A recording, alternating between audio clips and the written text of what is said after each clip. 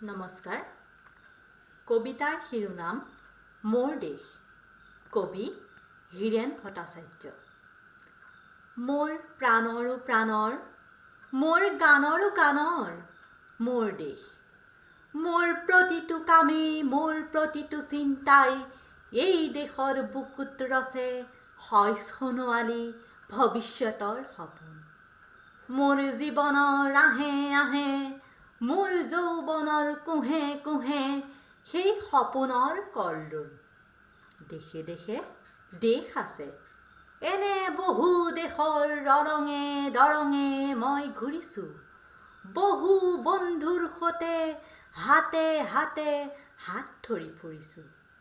কেতিয়াবা সাগৰ পাৰত, কেতিয়াবা খেজুৰ তলত, নতুবা পাহাৰতলিত খন্তেক জিৰাইছোঁ। বন্ধুৰ সৈতে প্ৰাণ খুলি প্ৰাণৰ কথা পাতিছোঁ।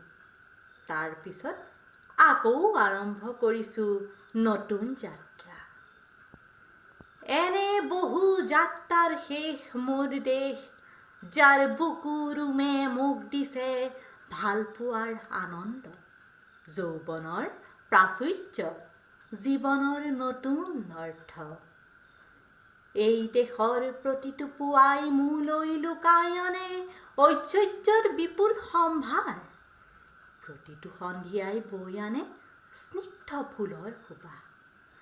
প্ৰতিটো ঋতুৱে মোক দি যায় জীৱনৰ আশীৰ্বাদ। মোৰ দেশৰ বাবে মই জীয়াই আছোঁ, এই দেশৰ বাবে মই জীয়াই থাকিবলৈ মৰণ পণ কৰিছোঁ। ৰণুৱা বনুৱা হালোৱা এই সকলোৰে মাজত মই আছোঁ মোৰ দেশৰ বাবে। অনৈক্যৰ মাজত ঐক্য হৈ, বিৰোধৰ মাজত সংহতিৰ সম্ভাৱনা হৈ মই আছোঁ। জীৱনে মৰণে শয়নে সপোনে এই দেশৰ আহ্বান মই শুনিছোঁ।